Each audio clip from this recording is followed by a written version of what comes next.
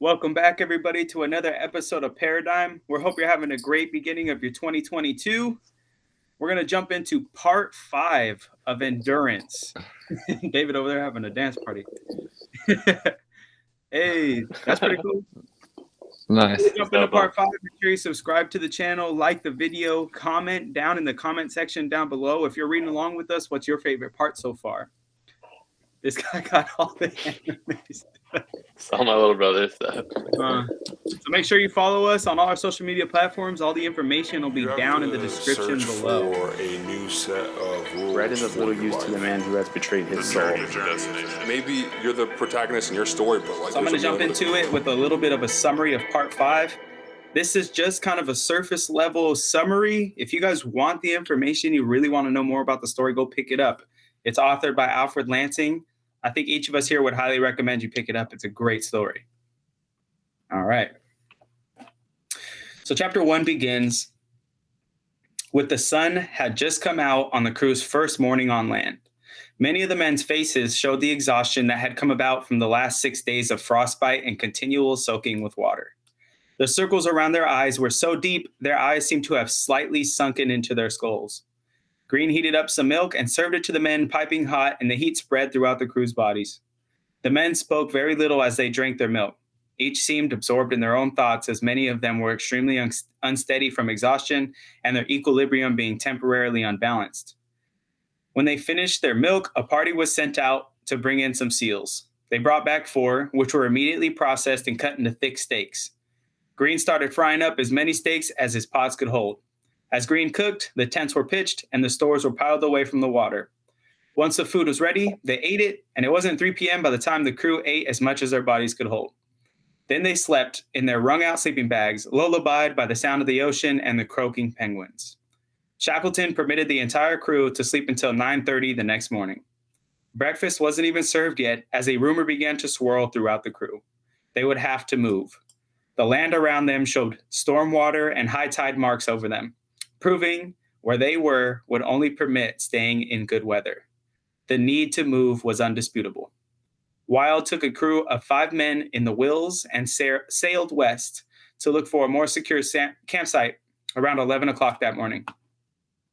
The rest of the party remained there, working at a leisurely pace. They moved all the stores and gear as high up on land as they could, but most of the day was spent simply enjoying life and remembering an almost forgotten feeling: security. The entire day passed, and the remaining crew turned in, but left the blubber stove open to serve as a beacon for the Wills to return to. Everyone had hardly been asleep when the Wills returned with the news of a possible campsite 7 miles to the west. A sheltered beach, about 150 yards long and 30 yards wide, with a good-sized penguin rookery there. Wild and his men also sighted a number of seals and sea elephants there. A nearby glacier lay there to support their need for ice in order to melt for water as well. Shackleton was pleased, and they announced that they would break camp at dawn. They awoke at 5 a.m., loaded the boats, and waited for the tide to become high enough to sail above the reef. And by 1 o'clock, half of the distance was covered to the new camp. The boats remained no farther than a quarter mile away from shore when they came across a protruding rock, of which the Carrington Wills steered landward to avoid. Worsley, commanding the docker, elected to avoid the rock by going seaward and was taken by violent winds coming from the overlying cliffs. In turn, the docker was lost from sight. Worsley, now knowing he had made a poor decision, required his team to retreat back and follow the same path the Carrington Wills had followed.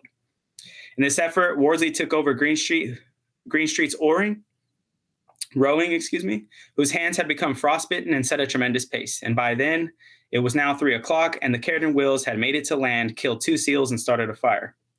Shackleton stood on the beach, observing the ocean for the docker, and later a speck appeared. That was the docker, and the moment they touched land, Greenstreet jumped ship and thrust his frostbitten hands into the bowels of the blood-warm seal to warm them up.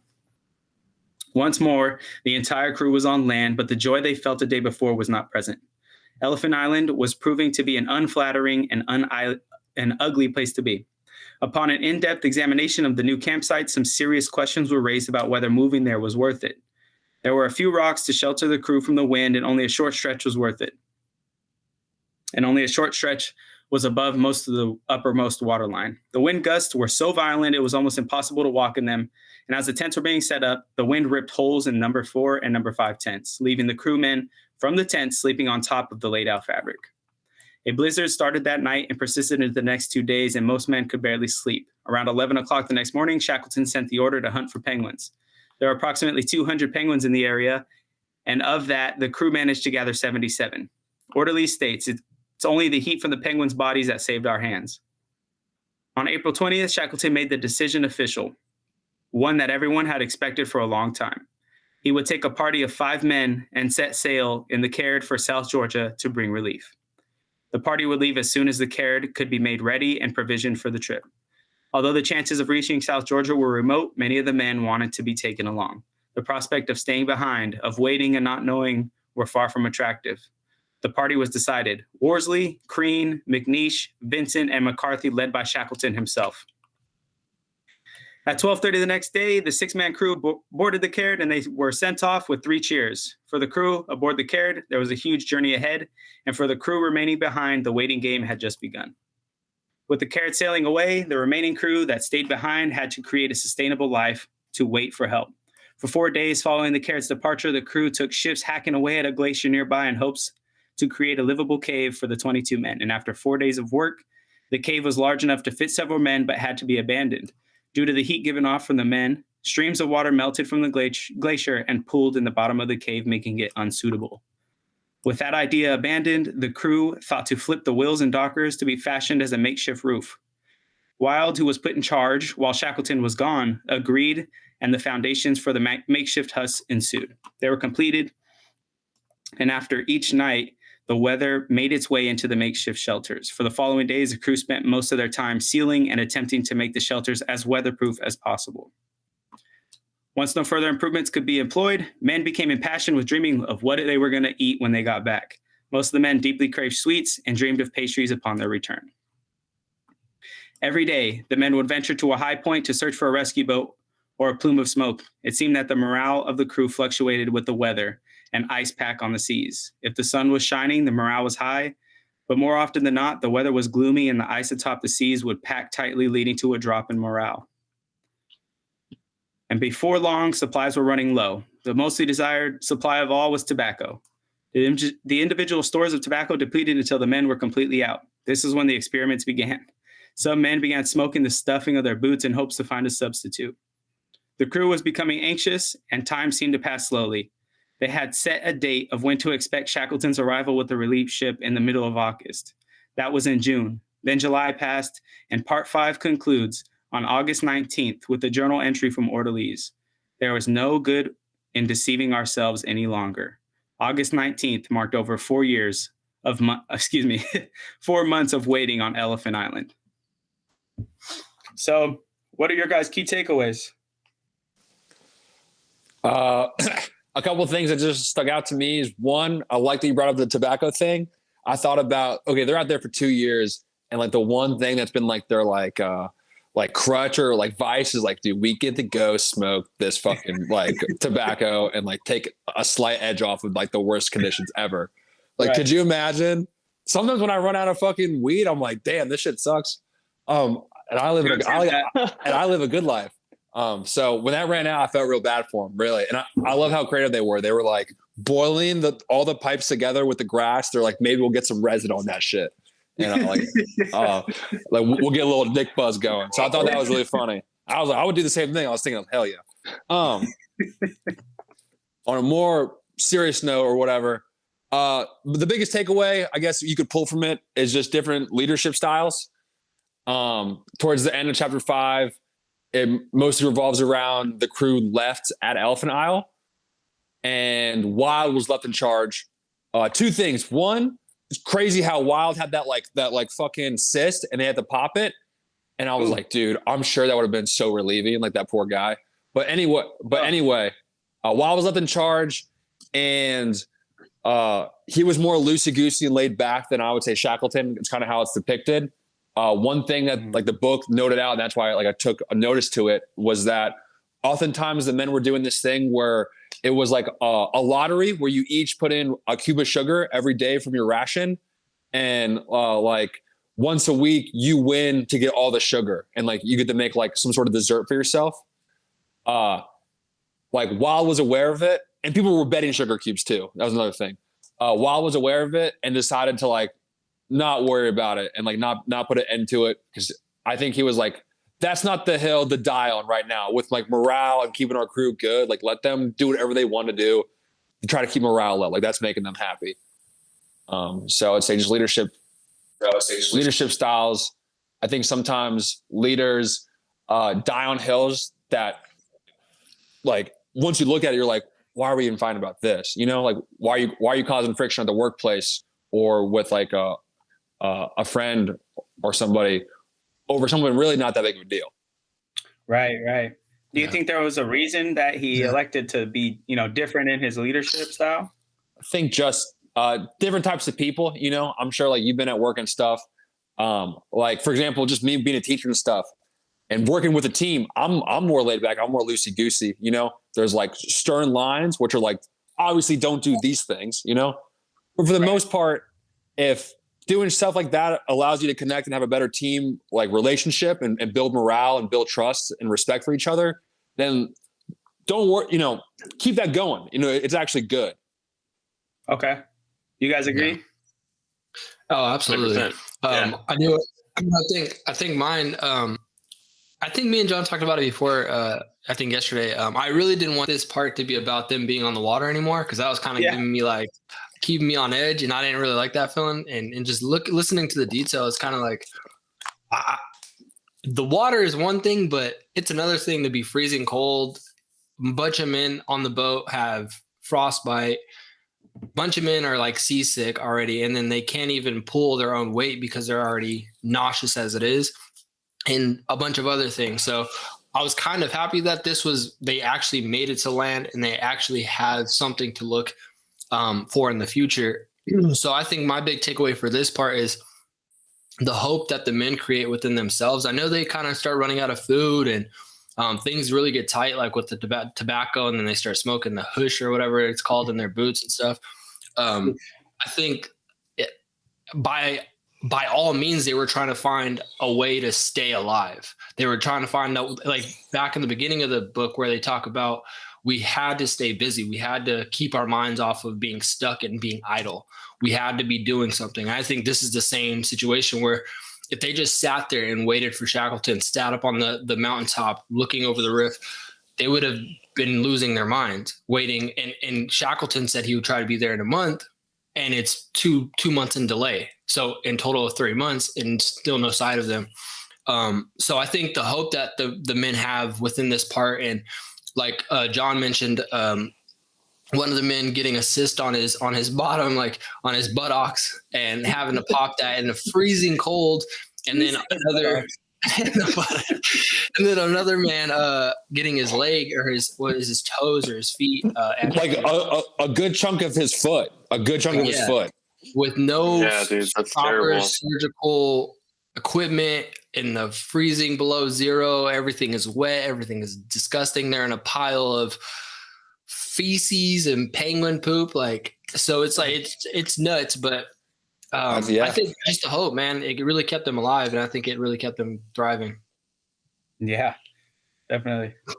Yeah, man. How about you, David? Do you have any takeaways? Yes, there's one part in the book, and touching on that hope that Devin was mentioning, there's this part where, it's at the beginning of chapter 4 when the Caird had just sailed off, and the men went back and kind of crawled under a boat, and it says, as we sat there cramped, crowded, and wet, we wondered how we were going to face the month ahead of us, which was the very least we could hope for before relief.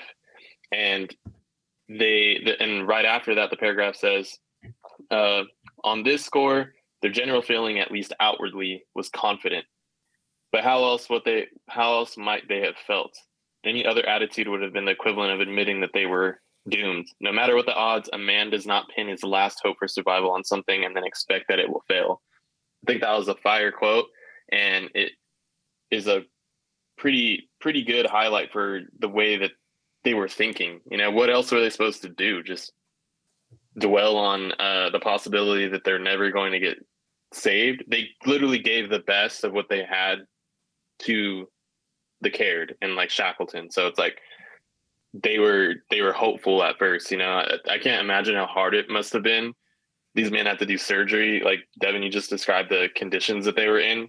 But I think that they were all still sort of keeping this morale going that they're going to get saved. They're even joking about it, like, that when they come back, they're going to bring girls for the guys and stuff like that. So yeah, I felt like that part kept them alive too.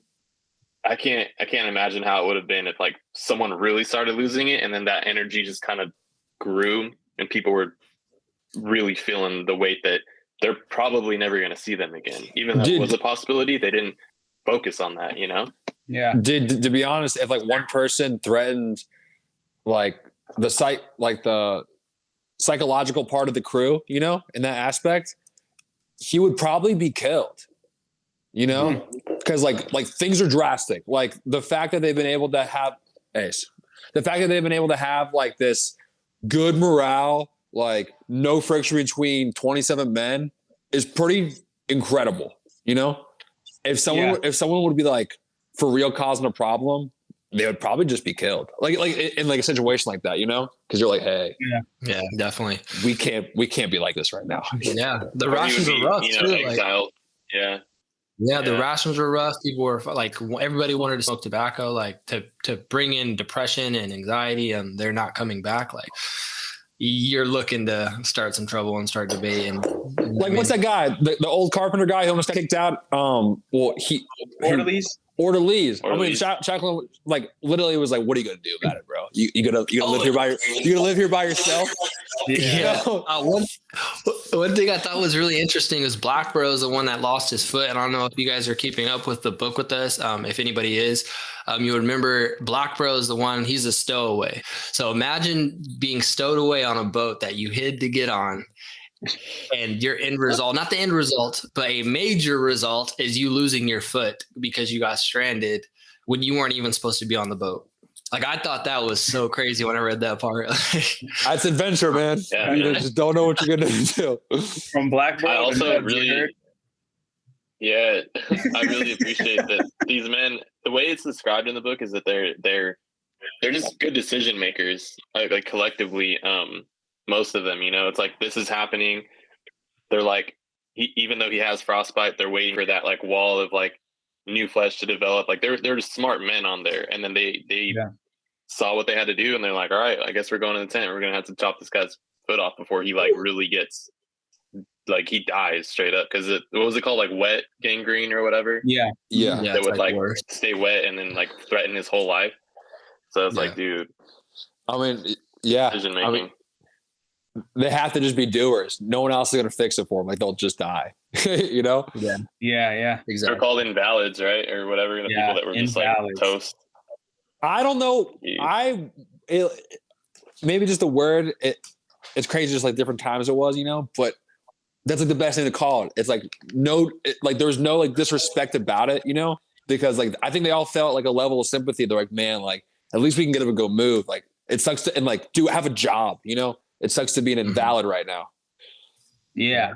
Can't do anything. You can't do anything. And like the guys even gave them like the better sleeping bags because they're like, they can hardly even get out of their sleeping bags. Right. So Sheesh. Be blessed with your good health. Yeah. It's great part. For sure. Definitely. We're winding down. There's 2 more parts left. That's it. So it's winding down. I hope you guys are reading along with us. Is there anything else you guys wanted to mention before I take us out? Was there any more important parts? The amputation, we got Shackleton coming back. I really kind of started losing detail with when they were stating, I don't know if you guys can picture when they talk about all the detail, like how they're saying they're stuck on the island and there's ice freezing over in front of them due to the ship. The ship may not be able to reach where they're at. I couldn't envision it. I couldn't picture that in my head. It's kind of like the picture in my background.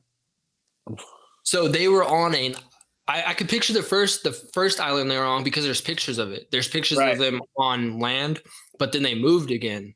And so I'm assuming that it's a piece of land where they had to go under like rocks or how what's his name, Wild kind of diverted and had to come back. Right. Yeah. They mentioned there's nothing to hide behind, like no wind protection or anything. They kind of had to like I was- haul like rocks from like 120 something feet away or something. Like, And dude, then that the wind sucks. too. Yeah, the wind. The was rocks were nuts. Yeah. circles or ovals. Can't build anything out of that. Like, what? Yeah. Yeah, this part I think really kind of I thought the last part was a butt clench. You guys- Like, Butt clencher. Did you remember that part when they're talking about how they're taking a like just, and this is like another thing that like kind of kept them, I guess, mentally sane, is like, what would you guys want to eat right now? And they all took a poll, and most of the men said sweets. Nobody said meat except for like one or two people. No one said meat. I just think it's because I'm like, dude, like all they've eaten for 2 years is like seal. Like at this point, they've run out of It's so like gross. they've run out of powdered milk. They're running super low in sugar cubes. They have no more tea.